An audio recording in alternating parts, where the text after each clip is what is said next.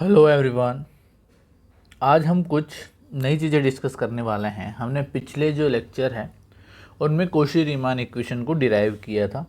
वो कुछ इस तरह से थी, एक बार देख लेते हैं हमने किस तरह से उन्हें डिराइव किया था और कैसे उन्हें लिखते हैं कि del u over del X equals to del v over del y and del u over del y equals to minus del v over del x।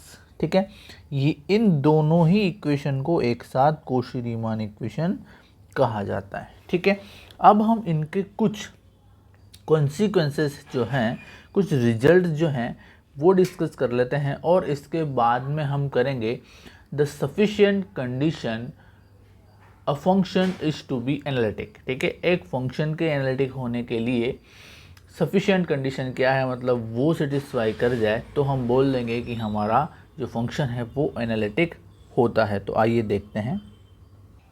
तो देखिएगा, इस चीज़ से हम तीन बातें बोल सकते हैं। क्या क्या कि if F of Z U plus iota B is analytic, right, implies that, ये इम्प्लाइज करता है कि that u and v satisfy the Cauchy Riemann equation. ठीक है, अगर आपका function u plus iota v analytic है तो ये इम्प्लाइज करता है कि u और v क्या होंगे, वो CR इक्वेशन को सेटिस्फाई करेंगे। ठीक है, इसके बाद कि इफ़ आपका जो फंक्शन है F of Z equals to you plus iota V and U V are satisfy CR equation. ठीक है, अगर आपका function u plus iota v में है और u एंड v दोनों के दोनों CR इक्वेशन को सेटिस्फाई करते हैं तो क्या हम ये बोल सकते हैं कि फंक्शन एनालिटिक होगा? नहीं। Then F of Z may not be analytic function. जरूरी नहीं है कि एनालिटिक फंक्शन हो, लेकिन एक और बात हम बोल सकते हैं, वो क्या है, if F of Z equal to you plus iota we है does not satisfy CR equation. अगर इसके u and v CR equation को सेटिस्फाई नहीं करते हैं तो F Z can not be analytic. ये बात तो पक्की है ना। कॉन्ट्रा पॉजिटिव से ये हम चीज़ बोल सकते हैं कि अगर एनालिटिक है तो इसके u एंड v सेटिस्फाई करेंगे CR इक्वेशन को, और u एंड v अगर सेटिस्फाई नहीं करते हैं तो आपका u प्लस आयोटा v कभी भी एक एनालिटिक फंक्शन नहीं हो सकता। Simple, right? ओके, अब हम देखते हैं the necessary condition of, sorry necessary तो देख ली हमने, ये नेसेसरी ही थी। The sufficient condition of a function is to be analytic. एक फंक्शन आपको एनालिटिक कब हो सकता है उसके लिए हम पर्याप्त स्थिति देखेंगे, सफिशिएंट देखेंगे। ओके ओके गाइस, तो डिस्कस करते हैं the sufficient condition for F of Z is to be analytic की क्या होती है, राइट? एनालिटिक, किसी भी फंक्शन को एनालिटिक होने के लिए क्या ज़रूरी है, क्या चीज़ आपकी पर्याप्त है, ठीक है, सफिशिएंट है। देखिएगा, the sufficient condition for a function w equals to F of Z. हम क्या करते हैं, जैसे कि y equals to F of X लिखते हैं, right, y equals to F of X लिखते हैं ना, उसी तरह से हम w equals to F of Z भी लिख सकते हैं। तो यही लिखा है हमने। और एफ ऑफ जेड को हम कैसे लिख सकते हैं, हमने पिछले लेक्चर में देखा था कि उसे हम u प्लस आयोटा v की फॉर्म में लिख सकते हैं। ठीक है, तो w equals to F of z to be analytic in a domain D is that, ये है कि the partial derivatives of u and v, ठीक है, u एंड v के जो पार्शियल डेरिवेटिव्स हैं are continuous and satisfy the following Cauchy Riemann equation. ठीक है, दो कंडीशन है। ठीक, मतलब पहली कंडीशन कि आपके जो ये चारों निकालेंगे हम ux vy uy vx, ये जो चारों हम पार्शियल डेरिवेटिव्स निकालेंगे ये कॉन्टिन्यूस होने चाहिए। ठीक, दूसरा कि u और v जो है वो CR इक्वेशन को सेटिस्फाई करने चाहिए, राइट। पहली कंडीशन ये है कि चारों के चारों partial derivatives continuous. Second condition कि u एंड v आपके CR इक्वेशन को सेटिस्फाई करेंगे, तब हम बोलेंगे इम्प्लाइज दैट आपका f ऑफ z जो है वो u प्लस आयोटा v की फॉर्म में है, f of z is analytic. तब जाके हम बोलेंगे कि आपका f ऑफ z एनालिटिक होगा। मतलब दो कंडीशन, जैसे कि हम किसी फंक्शन को डिफरेंशिएबल बताने के लिए क्या करते हैं कि वो कॉन्टिन्यूस भी होना चाहिए और उसका पर्टिकुलर पॉइंट पर उसके डोमेन में वहाँ पर एग्जिस्ट करना चाहिए उसका डेरिवेटिव, इस वजह से वो आपस में डिफरेंशिएबल हो जाता है, राइट। तो सेम वही कंसेप्ट हमें यहाँ पे लगाना है। यहाँ पर एनालिटिक फंक्शन है, डिफरेंशिएबल नहीं है, ठीक है। तो एनालिटिक फंक्शन में क्या होगा कि एफ ऑफ जेड को हम u प्लस आयोटा v की फॉर्म में लिख सकते हैं, और ये u और v के हम x और y के रिस्पेक्ट में ux, uy और vx, vy निकाल सकते हैं, राइट। तो ये जो चारों के चारों पार्शियल डेरिवेटिव्स हैं ये कॉन्टिन्यूस आने चाहिए, पहली बात तो। और दूसरी बात, ये u और v कोशी रीमान इक्वेशन को सेटिस्फाई करने चाहिए, तब जाके हम बोलेंगे कि हमारी जो फंक्शन है वो एनालिटिक कहलाएगा, एनालिटिक हो जाएगा। ठीक है बात, ओके। अब इस चीज़ को हम प्रूफ करते हैं, ठीक है बात, ओके। ना प्रूफ स्टार्ट करते हैं। क्या बोला जा रहा है आपसे, मान लेते हैं कुछ अजम्पशन हम करते हैं, ठीक है, कि लेट, हमने माना let partial derivatives of u and v are continuous, right, and satisfy the Cauchy Riemann equation. मतलब जो हमें चाहिए था वो हमने मान लिया कि हमारे u और v के पार्शियल डेरिवेटिव्स कॉन्टिन्यूस हैं और कोशी रीमान इक्वेशन को भी सेटिस्फाई करते हैं। तो अब फाइनली हमें क्या करना है, दिखाना है कि हमारा जो एफ जेड है w equal to F of Z वो इस तरह से लिखा जा सकता है u x comma Y plus iota v x comma Y, ये एनालिटिक होगा या नहीं होगा, ठीक है, ओके। तो शुरू करते हैं। सबसे पहले हम लिखते हैं डेल u, ठीक है। थोड़ा सा देखिएगा इसको कि डेल u किसके इक्वल होगा। इससे पहले हम यहाँ पर देखना चाहें कि मान लीजिए आपकी कोई कर्व है और इस तरह से हमें डेल, ये जो डिस्टेंस है ये डेल एक्स से हमने रिप्रेजेंट कर रखा है, ठीक। और ये अगर x2 है और ये अगर x1 है तो हम डेल एक्स कैसे लिखते हैं, del X equal to x2 minus x1 लिखते हैं, राइट। अब हम यहीं पर इसको इस तरह से मान लेते हैं कि ये डेल x ना होकर के डेल u है, ठीक है। तो डेल u मान लेते हैं, ठीक, ओके। और ये x2 ना होकर के कुछ इस तरह से कुछ चेंज हो जाएगा क्योंकि डेल u ही तो है, तो x और y निर्देशांक में कुछ चेंज होगा। और यहाँ पर मान लेते हैं कि अगर ये u x कोमा y था तो यहाँ पर समथिंग कुछ चेंज हो गया कि ये बन गया u x plus del x और y plus del y, right. तो डेल u निकालने के लिए हमें इन दोनों का अंतर देखना पड़ेगा, राइट। समझ रहे हैं बात को। तो क्या लिख सकते हैं यहाँ से हम, डेल u इक्वल टू, देखिएगा यहाँ से u x plus del x comma y plus del y minus u x comma y, ठीक है। नहीं है समस्या, okay, all right. Now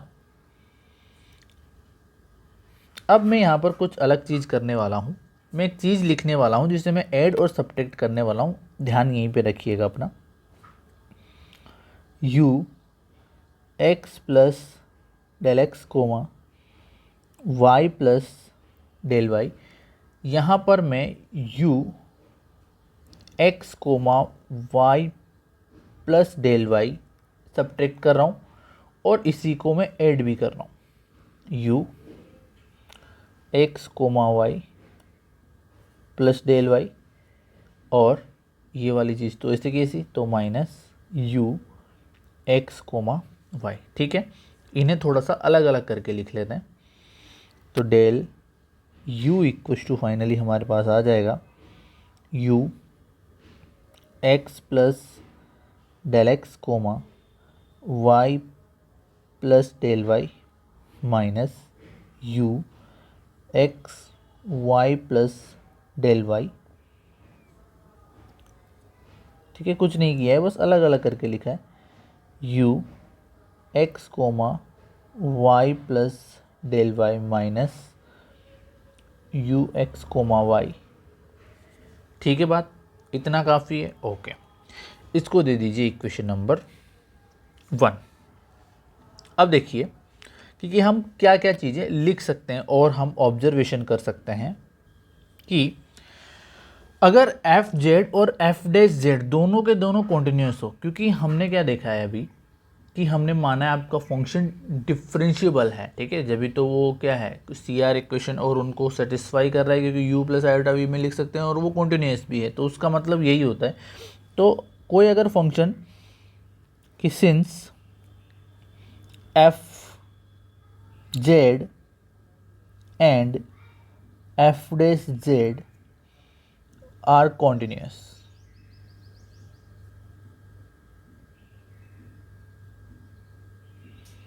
continuous है अगर, तो क्या करेंगे हम कुछ चीज़ें लिख, देन यहाँ से हम लिख सकते हैं आपका एफ डैश जेड किसके इक्वल होता है, ये कुछ इस तरह से होता है। लिमिट लगाते हैं, right, limit del z tends to 0, इस तरह से लिखते हैं f of z plus del z minus f of z over del z, यही होता है। अब मैं इस लिमिट को चेंज करके कुछ और लिखने वाला हूँ। ठीक है, मतलब इसको मैं ऐसे लिख सकता हूँ, और यहाँ से अगर मैं ये डेल जेड है इसको इधर मल्टीप्लाई कर दूँ तो इसका रूप यही नहीं हो जाएगा क्या, देखिएगा f dash z into del z equals to, limit को अभी एडजस्ट करेंगे हम, देखिएगा f of z plus del z minus f of z, right. और इस लिमिट को एडजस्ट करने के लिए मैं क्या कर देता हूँ यहाँ पर plus epsilon into del z कर देता हूँ। ठीक है, तो अब हमारा क्या हो जाएगा, ये एडजस्ट हो जाएगा। कैसे कि as where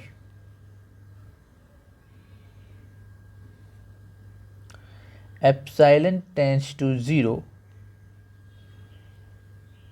as del z tends to 0। ठीक है, कि जैसे जैसे डेल जेड आपका, ये लिमिट मैंने इसमें चेंज कर दी, इस तरह से लिखा जा सकता है इसको, मतलब जैसे जैसे आपका जो डेल जेड है वो 0 की तरफ जाएगा, वैसे वैसे एप्साइलन जो है वो भी 0 की तरफ जाएगा, तो ये टर्म 0 की तरफ, और ये वापस से इधर डिवाइड करेंगे तो आपका एफ डैश जेड ही बन जाएगा कि नहीं बन जाएगा, बन जाएगा। ओके, तो यहीं से सेम हम इस ऑब्जर्वेशन से ये चीज़ लिख सकते हैं। हमने ये क्यों लिखा है, हमने ये इसलिए लिखा है क्योंकि हम कोई और चीज़ लिख सकते हैं इसके बेसिस पे। क्लियर है बात? ओके, तो देखिएगा क्या लिखा जा सकता है अब कि since here del u over del x and del v over del u over del y लिख लेते हैं पहले, del u over del y are continuous।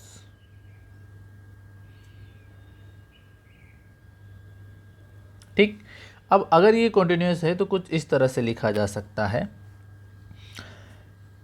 Del u by del x को कैसे लिख सकते हैं हम, देखिए del u by del x हमारे पास क्या है, ये जो वाली चीज़ है इक्वेशन नंबर 1 में, ध्यान से देखिएगा, ये जो आगे वाली टर्म है ये del u by del x बना रही है। कैसे बना रही है देखिएगा, यहाँ पर चेंज किस में हो रहा है, एक्स में, y तो ऐसा का ऐसा ही है, ठीक है।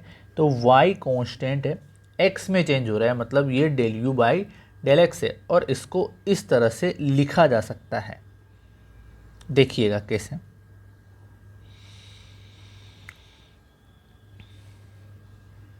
तो यहाँ से हम इम्प्लाइज करके लिख सकते हैं कि u x plus del x comma Y plus del Y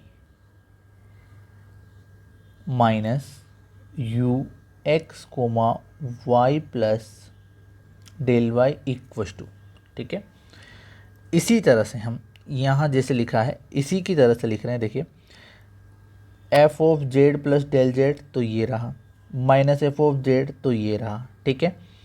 फिर उसके बाद में क्या लिख सकते हैं, उसका डैश, डैश मतलब डिफ्रेंशिएशन, तो del u over del x लिख सकते हैं। और यहाँ पर हम, क्योंकि डिवाइड में डेल एक्स ही आएगा क्योंकि एक्स के रेस्पेक्ट में डिफ्रेंशिएशन है, ठीक है। और एप्साइलन की जगह पर एप्साइलन 1 इंटू डेल एक्स लिख सकते हैं, राइट बात, ठीक है। और सेकंड वाली जो चीज़ है इसके लिए हम लिखना चाहें अगर, तो ये हो जाएगा u x plus y minus u x comma Y. ये कहाँ से लिखा, ये भी हमने ऊपर से ही लिखा है कि इस इक्वेशन नंबर 1 में जो सेकंड टर्म है, देखिए ध्यान से, यहाँ पर चेंज किस में हो रहा है, वाई में, एक्स में कोई चेंज नहीं है, तो ये क्या है, del u over del y है, राइट। और del u over del y को क्या लिखा जा सकता है, इसी की तरह से del u over del y into del y plus epsilon 1 यहाँ लिख दिया, तो यहाँ मैं नीटा 1 लिख लेता हूँ, ठीक है, और डेल वाई, ठीक है। आशा है किसी को कोई परेशानी यहाँ पर नहीं होगी, होनी भी नहीं चाहिए, ठीक है। तो अब इन दोनों की वैल्यूज़ को मैं वहाँ पर सब्स्टिट्यूट करने वाला हूँ। मान लीजिए इसको इक्वेशन नंबर 2 दे दीजिए और इसको इक्वेशन नंबर 3 दे दीजिए, ठीक है बात, ओके। नाउ यहाँ पर हम लिख सकते हैं कि वेयर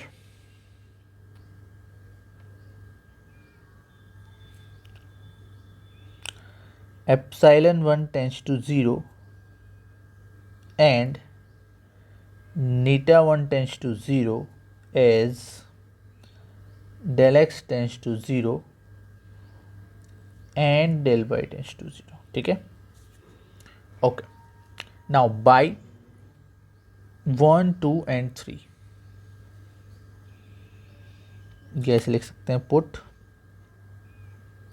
2 एंड 3 इन 1, राइट, क्योंकि इसकी वैल्यू भी है अपने पास में, इस वाले की वैल्यू, और इसकी वैल्यू भी है, तो इक्वेशन नंबर 1 में ये दोनों चीज़ें रख देते हैं, तो हमारे पास में डेल यू आ जाएगा। और डेल यू क्या आएगा, कुछ इस तरह से, del u equals to, first term लिखते हैं del u over del x into del x plus epsilon 1 del x, right, plus del u over del y plus eta 1 del y, right.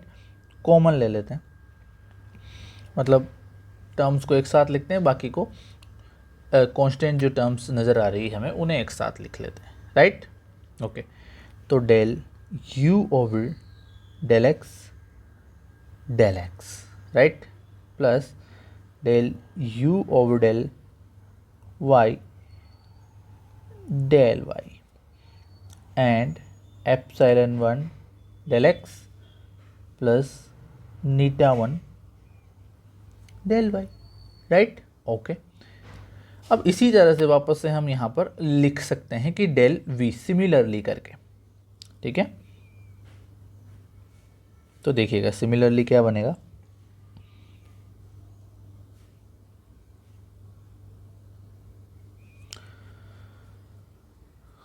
क्योंकि since del v over del x and del v over del y are also continuous.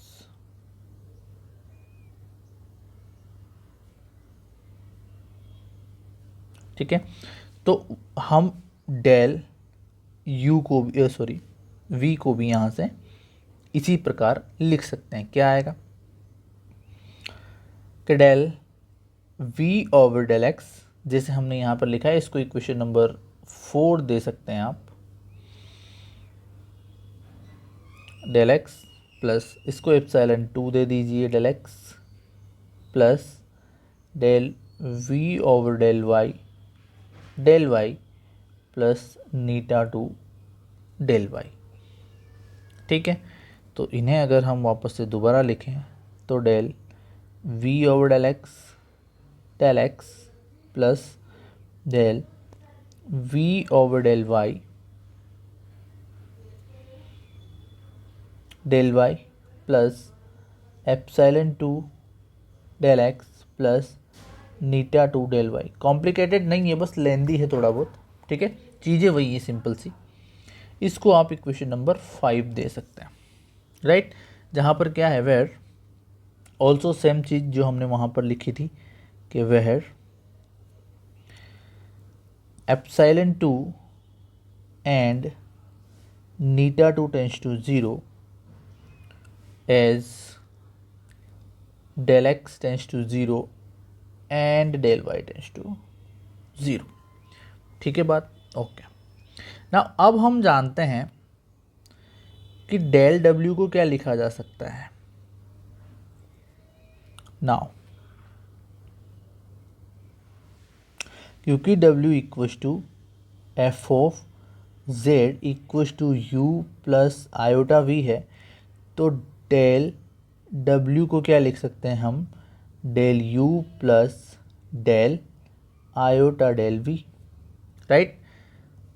Implies कर दीजिए, okay. तो ये तो हो जाएगा आपका del W ऐसा कैसा, डेल यू की वैल्यू हमने निकाल रखी है, राइट। देखिए आप, डेल यू की वैल्यू हम ऑलरेडी निकाल चुके हैं यहाँ पर, ये रही। ठीक है, तो ये वैल्यू हम रखेंगे यहाँ पे। उसके बाद में डेल वी की वैल्यू भी निकाल रखी है, तो वो भी रख देंगे। ठीक है, तो रखते हैं। क्या क्या चीज़ें बनेगी देखिएगा, del u over del x plus del u over del y plus epsilon del x plus eta 1 del y. ये तो सिर्फ आपका यू हुआ। ठीक है, वी भी लिखते हैं, प्लस आयोटा डेल वी अभी अभी निकाला, del v by del x plus del v by del y epsilon 2 del x plus eta 2 del y. Clear बात, ओके। तो यहाँ से हम थोड़ा अरेंज करके इसको लिख सकते हैं। देखिए किस तरह से, डेल डब्ल्यू इक्वस टू, इसको लिखा जा सकता है डेल एक्स, और डेल एक्स यहाँ से कॉमन लेकर के del u over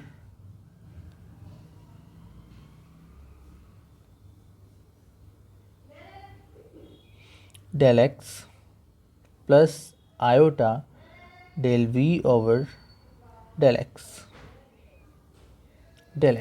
right. And as it is del y को कॉमन लेकर के फिर से लिख सकते हैं। क्या लिखा जा सकता है, del u over del y plus iota del v over del y, right. And then जो बचा हुआ है उनको भी हम लिख सकते हैं कुछ इस तरह से, epsilon 1 plus iota epsilon 2 del x and plus eta 1 plus iota eta 2 del y. सही बात है। ओके, नाउ आगे बढ़ते हैं। यहाँ पर दो क्वांटिटीज नज़र आ रही हैं हमें, एप्सिलॉन 1 प्लस आयोटा एप्सिलॉन 2, ये भी कोई मतलब कांस्टेंट ही तो है और ये भी कांस्टेंट ही है, तो इन्हें एक नए कांस्टेंट के रूप में हम लिख सकते हैं। तो फाइनली डेल डब्ल्यू equals to del u over del x plus iota del v over del x plus del u over del y plus iota del v over del y plus epsilon del x and plus eta del y, और इसको एक equation number 6 दिया जा सकता है। वहाँ पर epsilon, और अगर इनके बारे में लिखना चाहें हम कि where epsilon tends to 0 and eta tends to 0 as del x tends to 0 and del y tends to 0, right? Okay, now एक और चीज हम लिख सकते हैं, वो है since u and v satisfy the CR equation. Clear?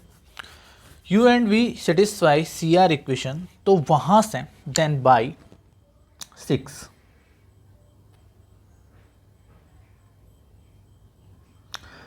से हम कुछ चीज लिख सकते हैं, और वो क्या है देखिएगा। डेल डब्ल्यू तो ऐसा का ऐसा, del u by del x भी ऐसा का ऐसा, del u by del x भी ऐसा कैसा प्लस आयोटा भी ऐसा कैसा, और del v by del x भी ऐसा कैसा। मैं इस पूरी इक्वेशन को एक्स में चेंज करने वाला हूँ। Del u by del x plus iota del v by del x, और उसके साथ में डेल एक्स भी है। ठीक है, अब यहाँ पर यूज करेंगे हम कोशी-रीमान इक्वेशन का। क्या होता है, del u by del y equal to होता है minus del v by del x. ठीक है, तो इसको लिखेंगे हम यहाँ पर minus del v by del x और plus iota del v by del y होता है del u by del x, right? तो इसको लिखेंगे del u by del x, और साथ में क्या है, डेल वाई है प्लस एप्सिलॉन डेल एक्स है और नीटा डेल वाई है। यहाँ तक कोई परेशानी नहीं होगी आपको। ठीक है, अब आगे देखते जाइए बस। देखिएगा अब क्या करने वाले हैं, हम कुछ चीज़ें यहाँ से कॉमन लेने वाले हैं और कुछ चीज़ें एक साथ लिखने वाले हैं। ठीक है, देखिए क्या मिलेगा हमें उससे, वो चीज़ देखते हैं हम। यहाँ पर हमें नज़र आ रहा है u del u over del x plus iota del v over del y नज़र आ रहा है। ठीक है, और यहाँ पर कुछ उल्टा नज़र आया, तो हम इन दोनों ब्रैकेट्स को सेम बनाने की कोशिश करेंगे। देखिएगा किस तरह से बनाया जा सकता है।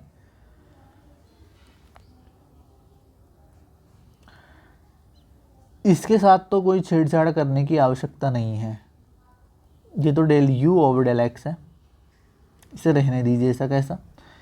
और यहाँ पर अगर मैं आयोटा से ऊपर और नीचे दोनों तरफ मल्टीप्लाई कर दूँ, ठीक है, तो देखिएगा क्या बनेगा। जब माइनस आयोटा जब डिवाइड में होता है तो ऊपर जब आता है तो वो माइनस आयोटा बन के आता है, राइट?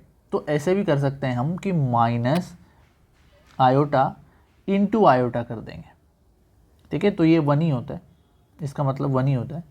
ठीक है, और minus del v over del x plus iota del u over del x del y plus epsilon del x plus eta del y, right. Okay, now del u over del x तो ऐसा का ऐसा plus iota del v over del x as it is plus del x.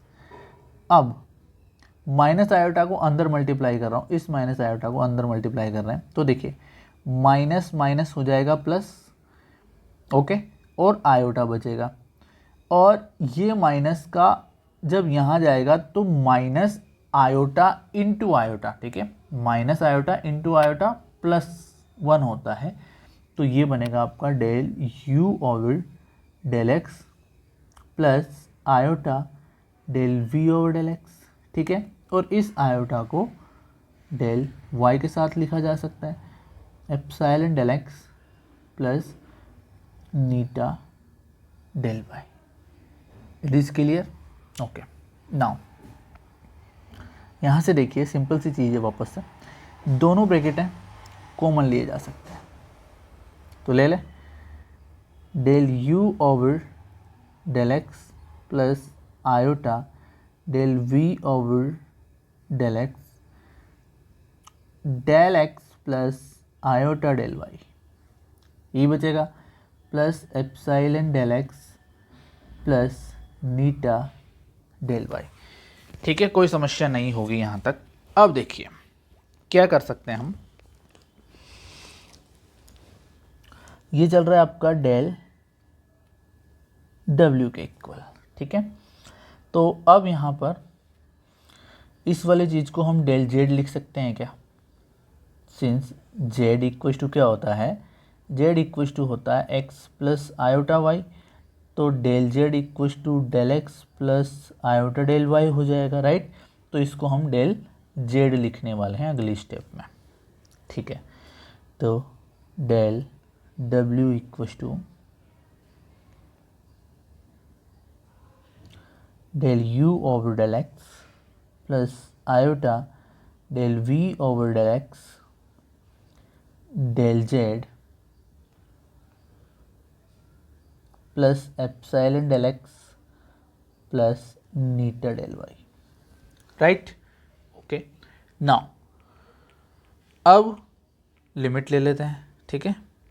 तो देखिएगा जैसे ही हम limit लेंगे, limit del z tends to 0 लेते हैं दोनों तरफ, और देखते हैं उससे हमें क्या मिलता है। Limit del z tends to 0 del डब्ल्यू equal to limit del z tends to 0 del u over del x plus iota del v over del y ओहो एक्स एंड डेल जेड, ठीक है। एंड यहाँ पर तो जेड है नहीं, ठीक है, यहाँ जेड नहीं है, यहाँ तो डेल एक्स है, तो जब वाई नहीं है यहाँ पर तो डेल जेड डेल एक्स के ही इक्वल हो जाता है। हमने पिछले लेक्चर में भी देखा था।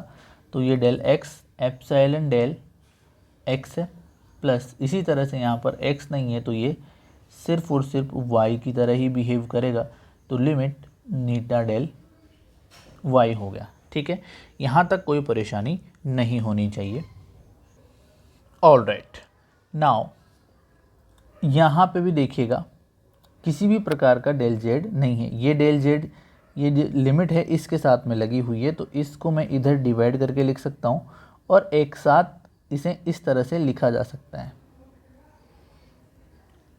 Limit del z tends to 0 del डब्ल्यू ओवर डेल जेड, हाँ या ना, और del u over del x plus iota del v over del x, ये ब्रैकेट ऐसा कैसा, और प्लस ये वाली चीज़ 0 हो जाएगी और ये भी 0 हो जाएगा। मतलब ये क्या निकल करके आ गया हमारा, एफ डैश जेड निकल के आ गया। इसी को तो हम एफ डैश जेड बोलते हैं, हाँ या ना, यही तो होता है एफ डैश जेड। तो एफ डैश जेड देखिएगा जब हमने ऊपर लिखा हुआ है तो वहाँ पर हमने डेल यू लिखा था, तो डेल यू को हमने इसी तरह से डिस्क्राइब किया था, तो यहाँ पर डेल डब्ल्यू equal to f dash z आ जाएगा और ये वाली चीज़ हो जाएगी आपकी del u over del x plus iota del v over del x. तो इससे क्या मिला हमें, ये तो हमें एफ डैश जेड मिल गया। यहाँ पर देखिए जो कि क्या है, यूनिकली एग्जिस्ट करता है, ठीक है। तो हम लिख सकते हैं विच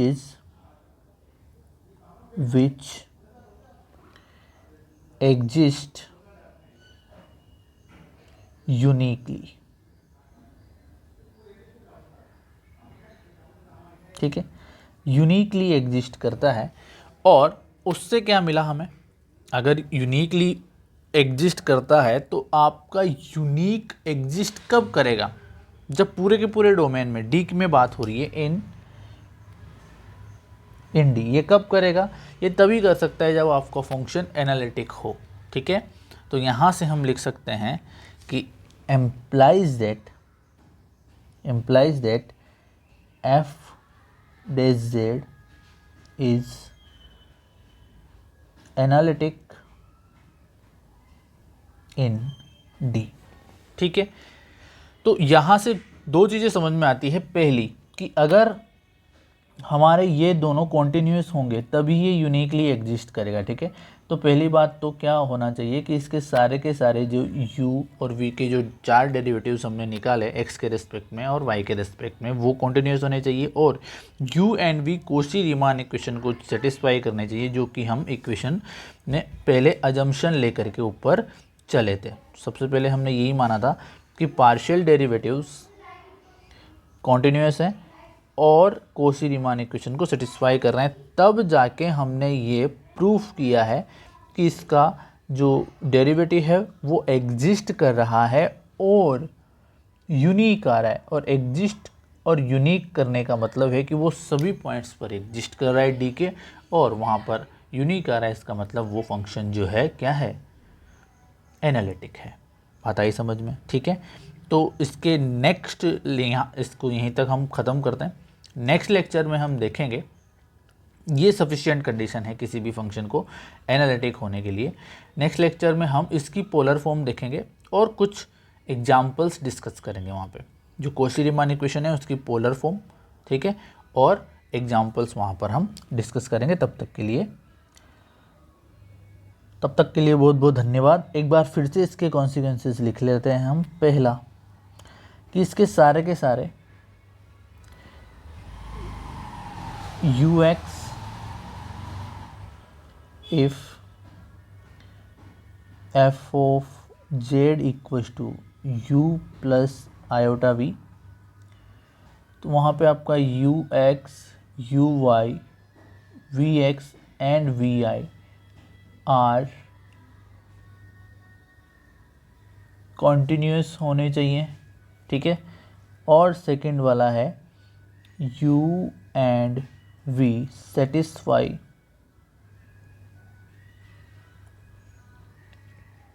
CR इक्वेशन, ठीक है।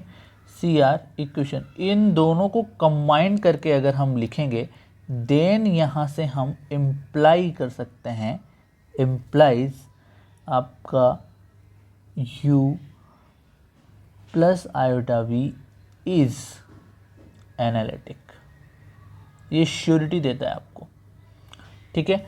बात आई समझ में।